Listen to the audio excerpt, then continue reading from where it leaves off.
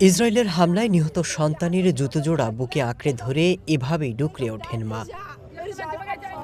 অবরুদ্ধ এই উপত্যকায় প্রতি মুহূর্তে ভেসে আসছে গগনবিদারী এমন কান্না।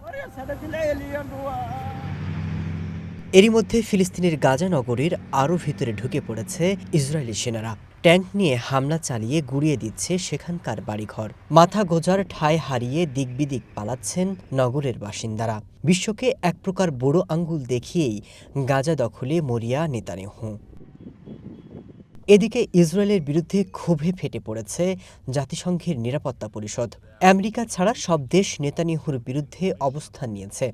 গাজা দুর্ভিক্ষের জন্য সরাসরি তেল আবিবকে দায়ী করে বিবৃতি দিয়েছে ব্রিটেন, ফ্রান্স, রাশিয়া, চীন।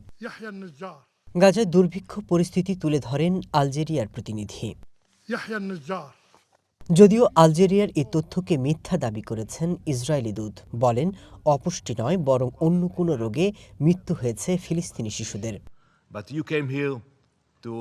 এদিন বৈঠকে জাতিসংঘের নিরাপত্তা পরিষদের ১৪ দেশই ইসরায়েলের বিরুদ্ধে অবস্থান নেয়। যৌথ বিবৃতিতে তারা সরাসরি অভিযোগ করেছে গাজা দুর্ভিক্ষ মানবসৃষ্ট এবং তা ইসরায়েলেরই তৈরি।